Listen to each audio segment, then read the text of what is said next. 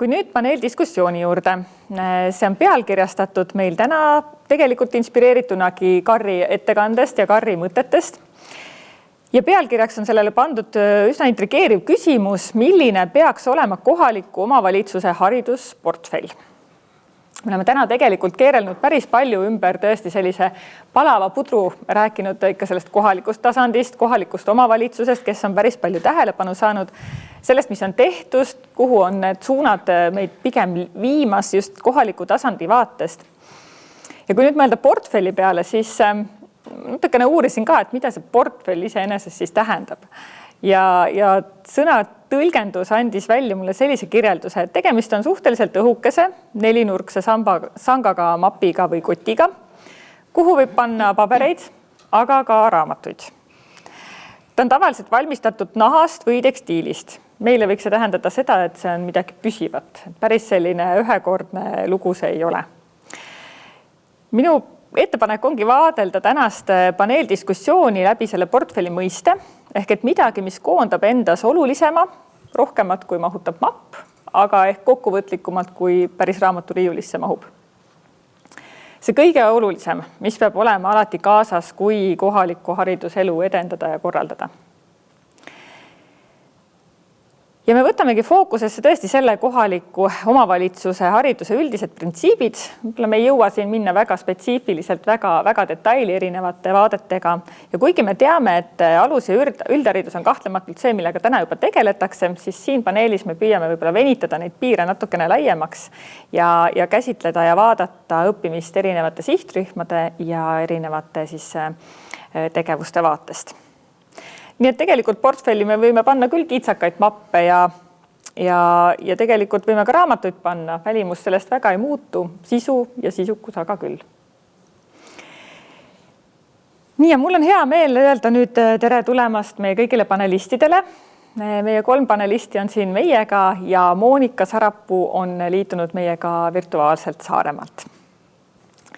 Ja hakkamegi kohe algusest peale ja tegelikult kõigepealt saame omavahel tuttavaks. Ma kõigepealt annan sõnagi Moonikale. Moonika Sarapuu, kes on siis Saaremaa laste ja perede tugikeskuses täna toimetav ja töötab seal sotsiaaltöötaja juhtumi korraldajana. Tere, Moonika! Tere! Ja võib-olla selline väike soojendav küsimus sulle ka siia algusesse, et sinu sotsiaaltöötaja vaate väljas on just see haridustaseme küsimus olnud küll alati fookuses. Kuigi sa ju oleksid võinud ka piirduda ainult selliste ristikeste ja statistika tegemisega. Mis on sind tegelikult käivitanud oma rolli selliselt mõtestama? Sa tegid enne ka nii ilusa sellise sissejuhatuse minu kohta, et ja ma saan võib-olla siit jätkatagi selle mõttega, et tõenäoliselt on see kindlasti osa sellest, et ma olen oma eriala väga suur austaja ja ma olen võtnud selle väga suureks missiooniks tegelikult seda sotsiaaltööd teha nii hästi, kui ma vähegi oskan. Ja kuna sotsiaaltöötaja on ju selles positsioonis, kus tegelikult inimesed tulevad ise tema juurde, ehk et ta on selline absoluutne infopank kohalikule kogukonnale, et mis huvitab inimest personaalselt, mis teda laiemalt huvitab, kuidas ta süsteemis toimib, et see kõik on andnud sellise hea juhtnööri nii-öelda nagu sügavamaks mõistmiseks. Ja ma ütleksin veel, et üks pool on see nõustamise pool, et ma saan inimese soovidest ja mõtetest aru, aga teine pool on ka see, et kuidas ma saan teda aidata, sest et ma saan teda aidata ju ainult läbi süsteemi, läbi võrgustiku, läbi koostöö, et selle süsteemi ülesehitamine ja selle rajamine tegelikult oli väga suur ülesanne mulle ja ma olen väga rõõmus, et ma kuidagi seda rada olen käima hakanud, et see tõesti, ma võin öelda, viib edasi. Aitäh! Ja siin koha peal on meil Aksel Lõbu, kes on siis Tartu Rahvaülikoolis täna toimetav ja ka Eesti Rahvaülikoolide Liidus kommunikatsioonijuhina ametis. Tere! Aksel, rahvaülikoolid tegelikult on täna ju kaardistatud juba üle Eesti. Neid leidub juba, ma julgen öelda, et pea enamikes maakondades. Kui nüüd hästi üldiselt sõnastada, siis milline on sinu hinnangul rahvaülikoolide kõige olulisem ülesanne Eesti võib-olla ühiskonna ja haridusmaastiku vaates? Haridusmaastiku vaates on rahvaülikoolide eesmärgiks tagada laiapõhjalist ja kvaliteetset vabaharidust üle Eesti. Ja ühiskondlikus plaanis on see hea vabaharidus oluline sellepärast, et meie elu ei koosne kahjuks või õnneks ainult tööelust, et tegelikkuses sidusa ühiskonna ehitamiseks meil on vaja inimesi, kes saavad eneseteostust, isiksuse arengut ka laiemalt. Et kuigi Kari Raagma oma ettekandes viitas, et kui palju tööd on meil veel ära teha tööalaste kompetentside arendamisel, eriti regionaalselt nende võimaluste tekitamisel, siis ma ütleks, et tööalaste kompetentside arendamise prioritiseerimine meil juba on ühiskonnas, et see fookus on juba sinna suunatud, et selle suunaga pigem hakkab hästi minema või järjest paremini. Aga vabaharidus see-eest veel natukene otsib seda teed, et kuidas tõesti jõuda rohkemate inimesteni ja pakkuda seda, mis ühiskonnal ka väljaspool tööd on vaja. Ja väikene kirss nii-öelda eesmärgina on ka see, et vabahariduslik õpe saab tuua tagasi selle õppimise rõõmu, mis on võib-olla varasema hariduskogemusega kaotatud. Selline nagu hea sillamotiiv ka Just. Vahel. Ja liigume edasi. Hille Ilves, Eesti Linnade Valdade Liidu nõunik. Tere päevast. Ja Hille, võib-olla sinu selline soojendusküsimus ka, et ka täna ja tegelikult ka selle agenda projekti raames ikkagi madalama haridustasemega täiskasvanutest on palju juttu olnud ja see on väga-väga tõsine probleem. Kuidas sinu hinnangul täna omavalitsused seda tajuvad? Kas see probleemi tähtsust mõistetakse ja kas selle nimel on midagi juba ette võetud ka? Ma tänan küsimuse eest ja ma tänan kõiki ettekandjaid, kes kohaliku omavalitsuse teemasid niivõrd ulatuslikult käsitlesid ja sinna juurde ka ideid pakkusid, kas või Kari Raagma ettekandest tulid need välja väga hästi. Kuidas nad teadvustavad? Eks see teadvustamise tase on omavalitsustel erinev. Mulle meeldis 1. oktoobril toimus Harjumaa Omavalitsusliidu omavalitsuspäev Rae vallas ja kui hea korraldaja võõrustaja Rae vallavanem ütles, et meie vald ja vallavalitsus on hariduse usku, siis mul oli tõsiselt hea meel. Kui iga vallavanem või linnapea ütleks, et tema omavalitsus on hariduse usku, siis meil pooled mured oleksid lahendatud. Et eks on erinev. Ma mõtlesin ka siin täna istudes ja ka varem debatti teemadel, et mõtlesin siis, et kas nüüd oleme me jõudnud perioodi, kus me väärtustame inimest koha peal, väärtustame tema heaolu, väärtustame seda, kuidas ta koha peal hakkama saab, kuidas me teda kaasame või me ikkagist mõtleme veel betoonile. Et ma tahaks loota, et see aeg saab läbi ja need uued koalitsioonid ja volikogud, kes varsti ametisse asuvad, suunavad pilgu inimressursile ja tema arengule ja sealjuures ka kaasamisele. Nii et ma arvan, et see on see võti, mis peaks meid edasi viima ja nii nagu Kari Raagma ütles, et kohalike omavalitsuse liikmeid uut koosseisu tuleks koolitada, siis tõepoolest ka Eesti Linnade Valdade Liit selle teemaga tegeleb, nii et need koolitusi kavandatakse ja need kindlasti tulevad. Üks hea mõte, mis ma veel kiiresti ütleks, mis ma Kari Raagma ettekandes tähele panin, et KOV haridusjuhte oleme me koostöös Arno ja ATM-iga juba 3 gruppi ära koolitanud, aga nüüd me oleme sellel teel, kus ka need samad arendusjuhid, personaliinimesed on teinud ettepaneku, et ka neid koolitataks, aga ma noppisingi siin välja, et tegelikult peaks koolitama neid koos.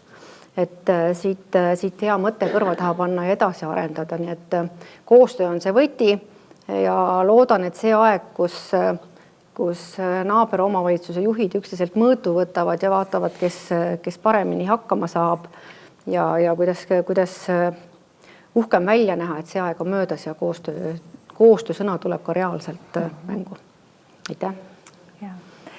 ja meil on üks panelist veel, Merike Paalandi, tere tulemast sulle. Sina töötad lasteaiaõpetajana. Lasteaed Jänesselja on see, kus sina igapäevaselt toimetad ja muuhulgas oled sina ka selline elukestev õppija ja 5 lapse ema. Ja sinule soojendusküsimuseks tegelikult küsida tahaks ju palju, sest sina oled selline hea näide nii mitmel rindel. Aga nüüd, kui mõelda selle peale, et sina oma õppimislooga, kas ja kui palju sa oled saanud oma töö kaudu teisi lapsevanemaid inspireerida ja julgustada edasiõppimisele? Jah, aitäh. Mõtlesin selle peale ja kuulasin siin ettekandeid ja siis ma mõtlesin võib-olla selline kõige otsesem asi, mis on olnud, on see, et võib-olla meie lapsevanemad näiteks kandideerivad tööle lasteaeda. Et võib-olla neile meeldib see, mida seal tehakse, nad näevad selles võimalust. Ja siin, et mida saaks siis ära teha jälle kohalik omavalitsus, eks ole, toetada siis nende õppimist ja sealt edasi. Et see oleks võib-olla kõige otsesem, mis on olnud. Väga hea. Aga siis läheme nüüd paneeli sisulisemate küsimuste juurde ja esimene küsimus tegelikult ilmub kohe teile sinna Slido keskkonda ka. Slido keskkonnas on see selline juba väga lihtsasti teile nähtav ja valikuvõimalused on siis ainult kas jah või ei. Aga panelistidele siin koha peal, et elukestev õppe ja elukaare ülesus, tegelikult me sellises riigi vaates juba väga hästi seda näeme, see on igal pool dokumentides kenasti sees ja strateegiliselt kavandatud, kohalikul tasandil suhteliselt juhuslik. Ja ega olgem ausad, midagi ju halba sellest nüüd ka otseselt juhtunud ei ole. Et kas siis üldse peaks omavalitsus lähenema haridusteemale elukaare ja elukestvat põhimõtted silmas pidades või on täna tõesti niimoodi, et meil on piisavalt organisatsioone, Andras näiteks siin hulgas ja ülikoolid ja kolledžid toimetavad omaette, kes juba tegelikult selle töö ära teevad nii või naa ja omavalitsus tegelikult võiks jääda oma liistude juurde. Kuidas tundub, kes sobib sõnajärje kohe võtta? Ja need, kes tõesti meid jälgivad, siis teie vastuseid ootame sinna nii-öelda küsitlusele ka jooksvalt. Ma võin alustada, et nagu on näha, et ka vaatajate vastus koguneb, et esiteks jah, omavalitsus peaks sellega tegelema tõesti.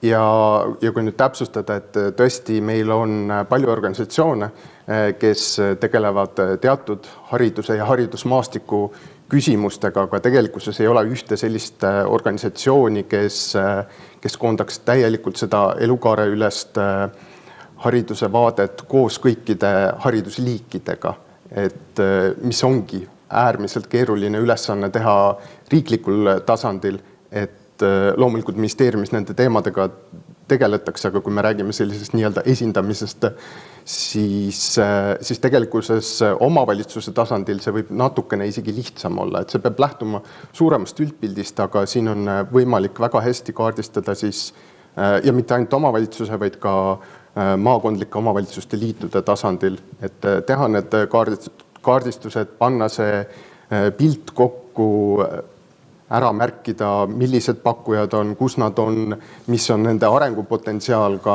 kuidas me saaksime oma hariduseesmärkide teostamiseks neid rakendada. Mina nõustun selle küsimuse jah-vastusega. Muidugi siin tuleb mängu, millest ka eelnevad ettekandjad on maininud, et kohaliku omavalitsuse korralduse seaduse paragrahv 6 sätestab teadupärast ära need ülesanded, mida omavalitsus korraldama peab, siis seal me tõepoolest täiskasvanuhariduse temaatikat ei leia, aga see ei tähenda seda, et omavalitsus selle teemaga tegelema ei peaks. Ja mulle võivad osad omavalitsuse inimesed praegu öelda, et kui KOKS-is ei ole, siis meil ei ole ka võimalust küsida riigi käest selleks rahalist katet. Aga vahel mõned asjad saab koha peal toimetada ära ka nii, et seda rahalist katet esialgu vaja ei ole, asi on teadvustamise ja tahte küsimus. Ja ma lugesin üks päev ühte väikest artiklit Ida-Virumaa noortest, kes on algatanud keskkonna ja kliimateemalise liikumise ja nad on enda hulgast välja valinud kliimasaadikud ja ma siin laua taga täna mõtlesin, et miks ei võiks olla koostöö vormis omavalitsuste vahel ka hariduse saadik. See niimetatud saadik, kes seda teemat eest veab ja on nõus seda eest vedama, olgu ta siis kohalik kogukonna sädeinimene või tõepoolest valdkonda tundev inimene vabaharidusest või kus iganes, sest teades kohaliku omavalitsuse haridusametniku või ametnike koormust, siis ega see väga lihtne ei ole, kui see ei ole pandud konkreetselt ka kellegi ametniku tööülesannete hulka sellega tegeleda. Aga saadik maakonnaüleselt maakondlikus arengukeskuses või mõnes muus struktuuris võiks toimetada. Ma ei ütle kohe, et ta peaks olema palgaline koht, aga on inimesi, kes vahel teevad asju lihtsalt esialgu suurest entusiasmist ja heast tahest. Loomulikult tuleks sinna juurde võib-olla ka finantsid hiljem mõelda. Aga et elukaare üleselt tegeleda, ma mõtlesin selle peale ka, et me teeme beebikoole ja me teeme mis iganes ringikesi alushariduses, põhihariduses, me arendame gümnaasiumit, ei taha sellest gümnaasiumist seal väikeses piirkonnas kuidagi lahti lasta. Aga siis, kui ma olen tööealine ja võib-olla kui ma olen juba pensioniealine, siis järsku ei olegi mul nagu haridust vaja parandada, et enda peal kogetuna 2 aastat ka koolis käidud. Ega see ühtepidi kerge ei ole, see on kättevõtmise asi, see on hea aja planeerimise oskus ja nii nagu meil praegu oleme ühiskonnal selles faasis, et kogu aeg peab ümber õppima ja juurde õppima, siis omavalitsuse jaoks võtmesõna on ka see, et kui me suudame selle teemaga piisavalt hästi heal tasemel tegeleda, siis teisalt me vähendame kõiki sotsiaalvaldkonna kulusid. Nii nagu siin tuli välja, et sotsiaaltöötaja on kui infopank. Mulle see mõte väga mõeldis. Ta tõepoolest kuuleb ju kõik ära need mured. Ja kui ta selle juures veel suudab vahendada ka mingi väikse killukese koolituse või edasiõppimise mõtet, mis inimesel peas tiksuma hakkab, loomulikult ei käi see nipsust. Aga kui iga kord natukene rääkida ja innustada, siis on muutused võimalikud. Väga head tähelepanelikud ja võib-olla üks mõte siia täienduseks juurde, et võib-olla see täiskasvanu haridus ei peagi olema siis nii-öelda sõna ja eesmärk omaette, vaid võib-olla see ongi see vahend, millega me saavutame hoopis suuremaid eesmärke ja suuremaid tulemusi. No mina nõustuksin ka, et selle jah-poolega, et kohalik omavalitsus peab ikkagi osalema. Ja mina võtan seda kui õppija rollist või et mis takistused on ja jälle tulen selle sama mõtte juurde, mis juba ka käis läbi, et tegelikult kohalik omavalitsus tunneb oma inimesi kõige rohkem ja kõige rohkem seda, mida nad vajavad. Ja siis ikkagi saab olla see sihuke toetamine ka konkreetse inimese põhine, et mida konkreetselt see inimene vajab. Et kui mina mõtlen nende peale, et mis on õppijate sees minu enda õppimise ajal tulnud, kui me räägime just täiskasvanud õppijast, väikese lapse emast või isast, siis on kas või see väike lapsehoiu probleem, et ma ju läheks õppima küll, aga kuhu ma panen, kui need keegi ei hoia. Ja lasteaed on avatud ainult, eks ole, kellast kellani. Ja et need on need asjad, mida tegelikult kohalik omavalitsus saaks ju ära lahendada. Kas siis mingid lapsehoiuteenused või koolide juurde või need on reaalsed asjad. Ja siis on ju kõik need majutuse küsimused ja jällegi saab seda teha ainult see kohalik omavalitsus ja see sama sotsiaaltöötaja, kes teab sellest perest natukene rohkem kui riigi tasandil. Ja Merikesele ka sõna. Vabandust, Moonikale sõna.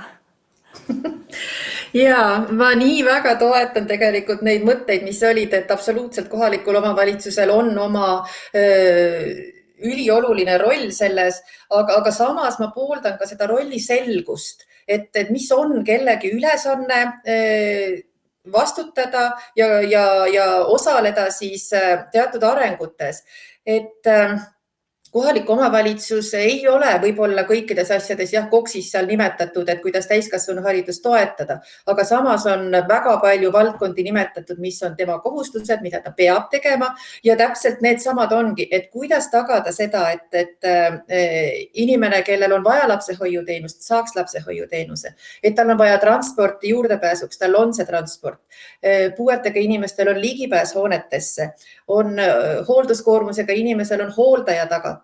Et need on kõik tegelikult kohaliku omavalitsuse rollid, mis on seaduses kirjas ja mis on väga head koostöökohad tegelikult täiskasvanu hariduse planeerimisel. Väga hea tähelepanek, sest tegelikult rolliselgus ongi see, me tihti võib-olla räägime ka sellest, näiteks koostöö on ka selline üks märksõna, eks ju, et ka siin eelnevatest ettekannetest tuli läbi, et peaks ikkagi seda koostööd rohkem tegema. Noh, ma pakun välja, et koostöö ei ole see üks ümarlaud aastas, ei ole väga tihe koostöö, eks ju, see on justkui midagi enamat. Ja nüüd võib-olla, kui mõelda ka selle peale natukene rohkem, et tõepoolest neid organisatsioone, kes täiskasvanuharidusega tegelevad, on ju päris palju, kes kuidagi pidi kohalikku tasandit puudutavad ja nende võib-olla isegi neid samu inimesi taga otsivad neid ja oma tegevustesse kutsuvad. Siis võib-olla, kui mõelda selle peale, et mis võiks olla see üks ja kõige olulisem selline päris koostöine ettevõtmine, mis kohalikul tasandil on see number üks asi, mis tuleks ära teha, mis on tõesti selline süsteemne ja oluline koostöö teema, siis mis teie arvate? Mis see võiks olla, mis aitaks tõesti sellist elukestva õppe mõtet paremini kohale viia ja juba mitte ainult mõtteviisi tasandil, vaid ka juba tegude tasandil?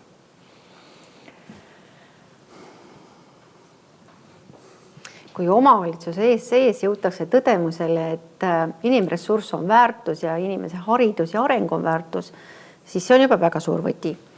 Ja kui omavalitsuse meeskond jõuab ühise laua taha ära ja kaardistab ära need kohad, need vajadused, need ka kitsaskohad loomulikult enne seda, mida meil koha peal annaks ära teha, et inimesed saaksid ümber õppida, uut eriala õppida, mida iganes ja vähendada ka seda inimgruppi, kellel on üldse madal haridus, et kuidas neid suunata kas siis põhiharidusse või gümnaasiumiharidust omandama.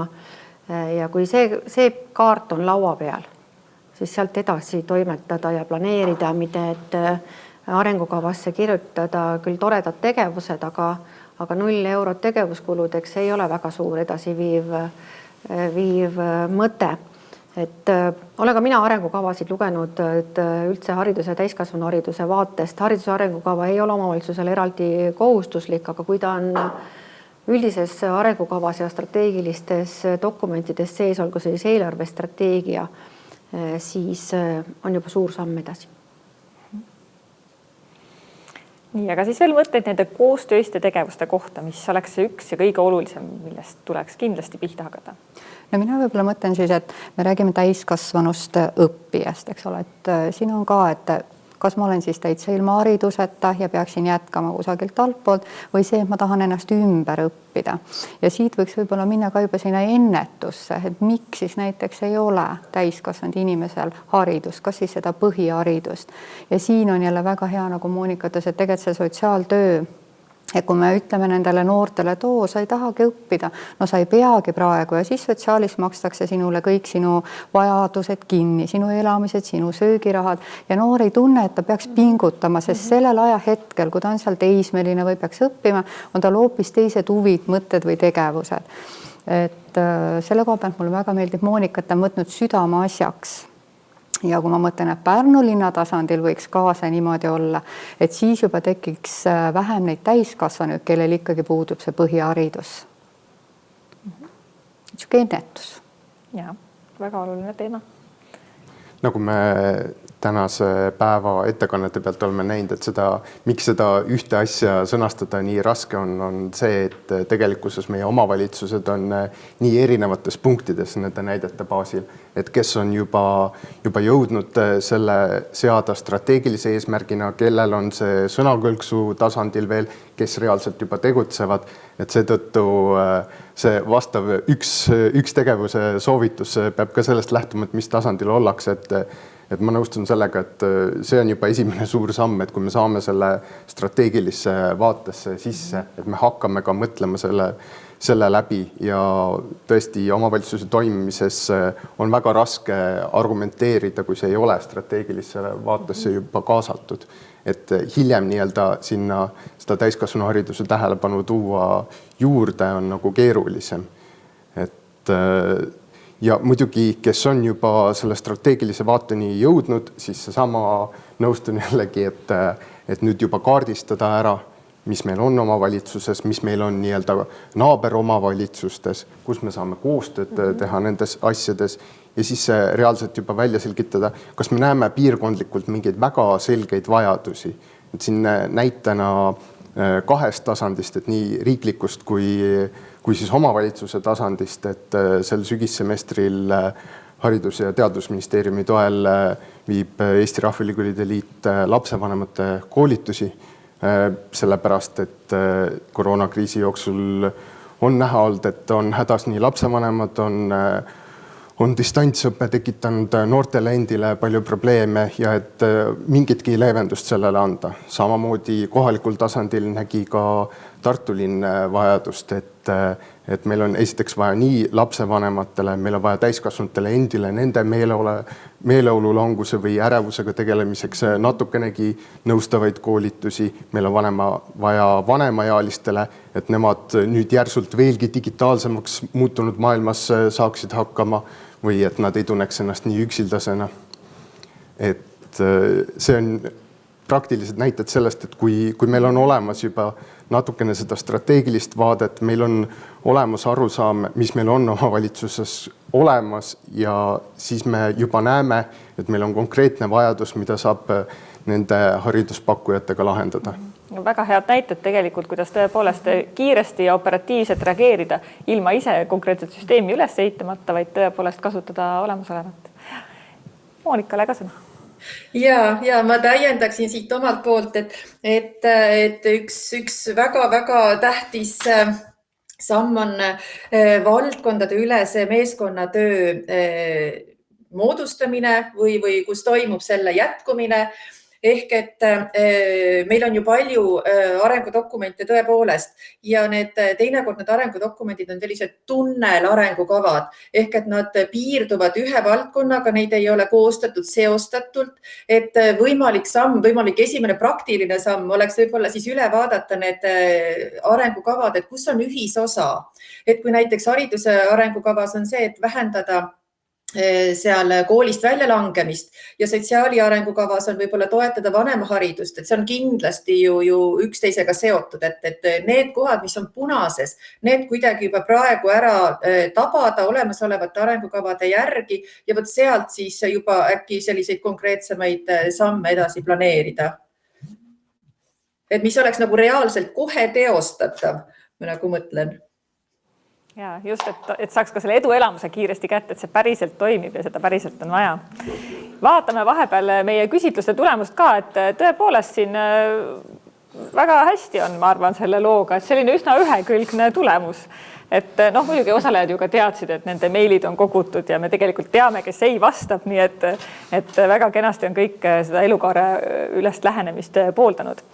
Vabandust, ma ühe täpsustusega teeks siia juurde, et me ei saa loomulikult eeldada, et me kõik nüüd 79 omavalitsust hakkavad hooga ühes suunas vaatama ja liikuma, et omavalitsustel on siiski ju autonoomsus ja sealt siis ka otsustusõigus, kuidas iseseisvalt toimetada, nii et aga ma loodan, et kui hakata kivisse vaikselt vett tilgutama, mida juba on tehtud koostöös Andrase ja HTM ja veel teiste organisatsioonidega, et siis hakkab see teadvusesse jõudma ja asjad hakkavad muutuma. Ja, väga nõus ja järgmine küsimus tegelikult väga hästi selle mõttega ka haakub. Mäletad, portfell oli meil siin sellises põhiküsimuses ikkagi käis läbi ja ka osalejatele Slido keskkonnas tuleb nüüd välja kohe see küsimus. Aga teile panelistidele siia ka siis, et me kõik teame, et uued volikogud kohe asuvad teele ja tegelikult ka võiks ju tinglikult mõelda, et nemad ka oma lepetega on nüüd selle oma kohvri või portfelli saanud kätte.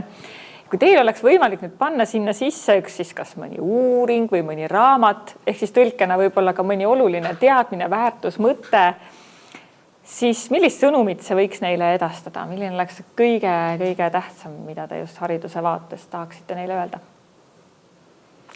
Ja teie siis Liido keskkonnas olete oodatud lahkelt selliseid vaba vastuse mõtteid kirjutama, nii-öelda raamatusoovitusi. Raamatusoovitusi on palju, aga ma võib-olla tuleks riiklike strateegiadokumentide juurde kõigepealt, et Riigikogus on küll kultuurikomisjoni menetluses praegu haridusstrateegia 2035 eelnõu, et eelnõuga tutvuda võiksid eelkõige küll kõik tulevased või ametisse asuvad volikogu liikmed ja ka miks mitte ka uued valitsused omavalitsustes.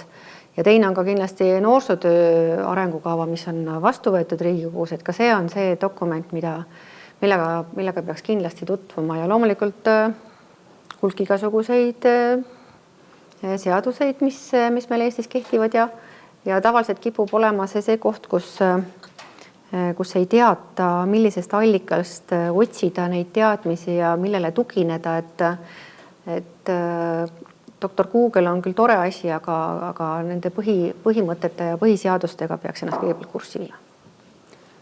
Mina oleksin võib-olla jällegi rahul sellega, et kui seal ei oleks lihtsalt rida, et me tahame haritud inimesi ja me võimaldame neile seda õpet, et selle 0 euro asemel oleks võib-olla ka siis konkreetsed võib-olla siis numbrid ja konkreetsed tegevused ja konkreetsed võimalused ja ikkagi see omavalitsuse tugi, et kui ikkagi üks inimene, kes on otsustanud, et ma tahan minna õppima ja ma tõesti kuulsin ja nägin sealt saatest, et nemad ju said ja kui mina nüüd pöördun sinna kohalikku omavalitsusse ja mul on tõesti kindel soov ja tahtmine, et ma seda abi sealt ka saan, seda reaalselt, et seal on siis bussisõiduraha või mingi muu seal rea peal ikkagi olemas.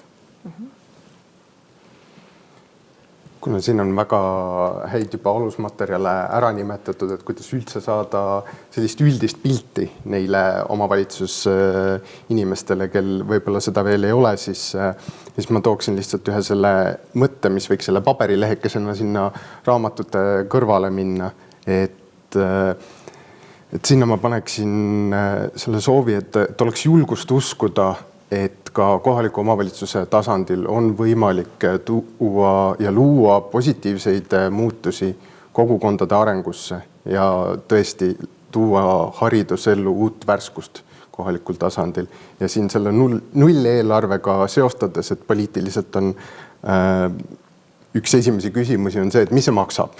Aga et sinna juurde ka mõelda, et mis kasu sellest saab tegelikult. Et see võib-olla natukene mahendab seda küsimust, et mis see maksab.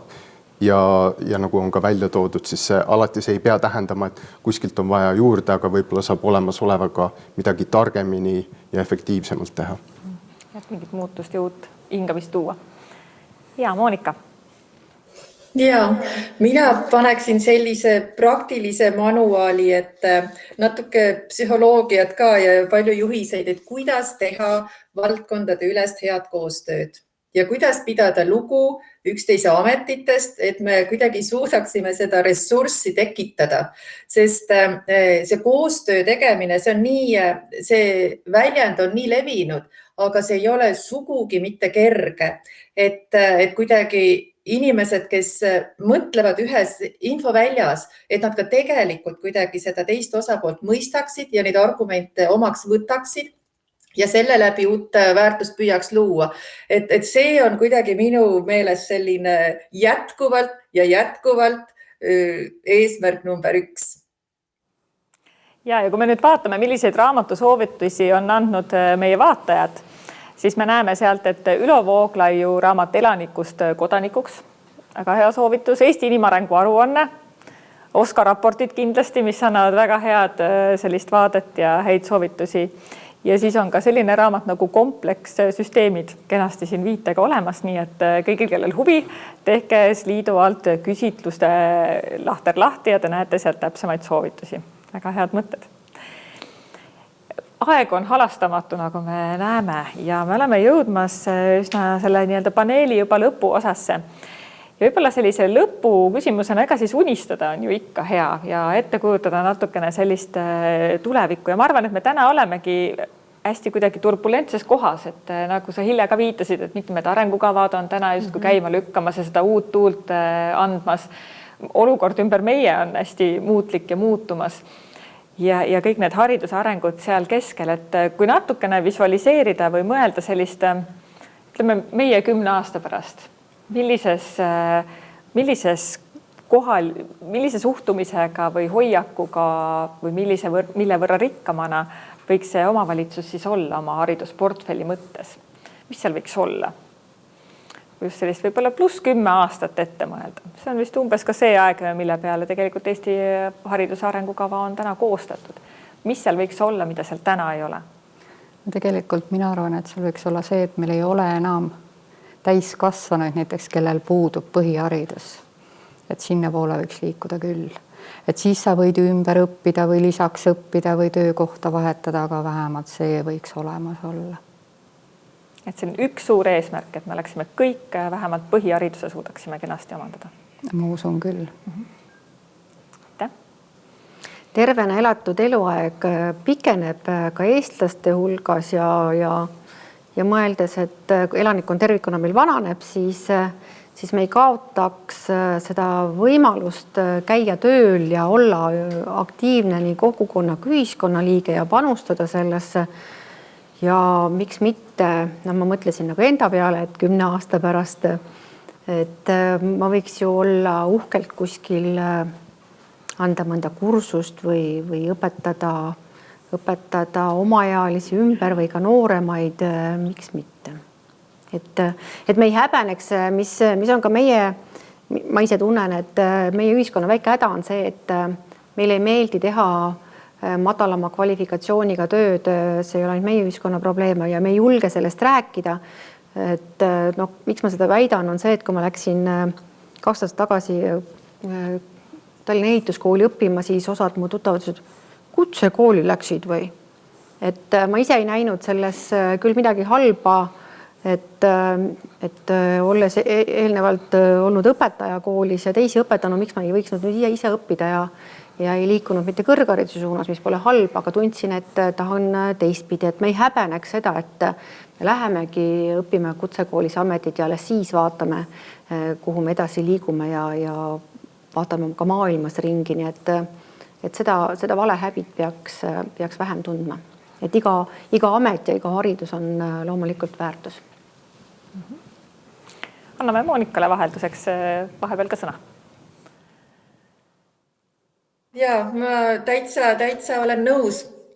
Ja mis ma arvan veel, et mis oli veel isegi võib-olla 10+ aastat tagasi võib-olla ebatavaline oli see, et õppima asusid inimesed, kes olid koos või nii-öelda nagu keskkooli lõpetajatega, inimesed, kes olid 50+, ka siis magistriõppesse või siis bakalaureuseõppesse või kutseõppesse, et kuidagi see, et igas vanuses õppija on aktsepteeritav, et see on tänasel päeval juba reaalsus ja ma arvan, et äkki see lootus, et inimesed üldse kogevad seda, et ma võin õppida või et ma olen õigustatud õppima ja ma olen vastuvõetav, et kuidagi äkki niipidi see areng siis ka perspektiivis läheb.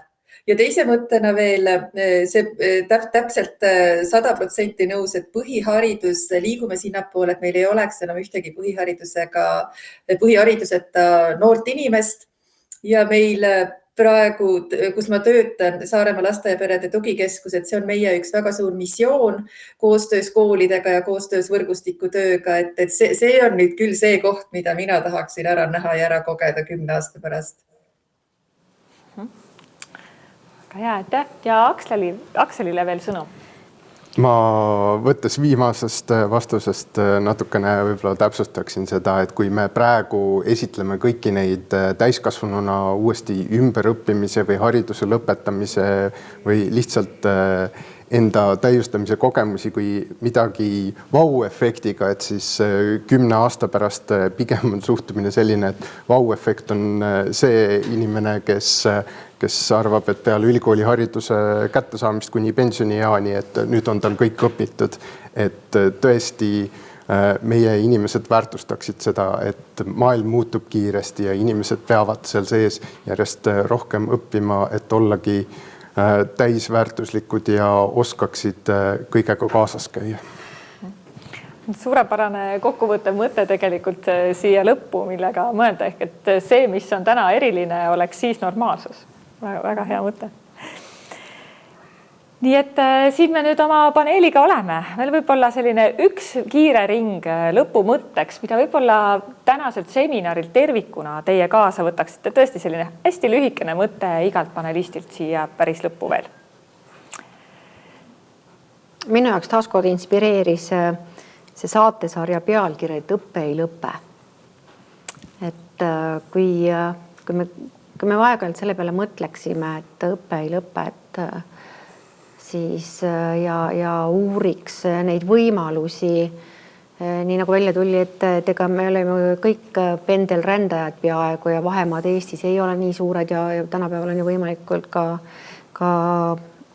digitaalselt õppida digivahendeid kasutades, et see on niisugune hea sõnum, mida võiks kõik endaga kaasa võtta. Aitäh, Hille!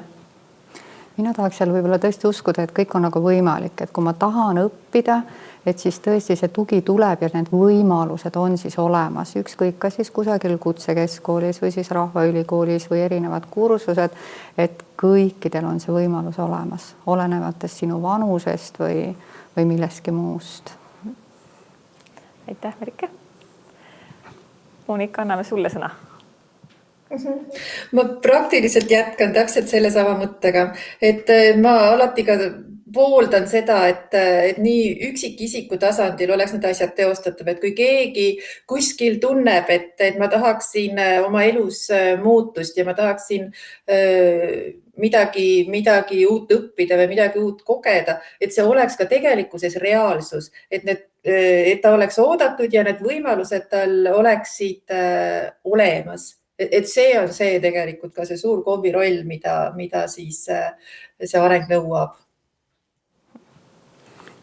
Ma võib-olla tuleks siis hetkeks süsteemsele tasandile, et tänasest päevast mul on väga hea meel näha seda, millistel erinevatel viisidel ja milliste erinevate organisatsioonide poolt me liigume selle nii-öelda parema haridusmaailma poole, et siin kas või siis Andras Kasvulava, Eesti Rahvaülikoolide Liit, et ma loodan, et see koht, kust me eri teid pidi läheneme ja kokku saame, saab olema siis tõesti väga hea koostöö Eesti hariduse parandamisel.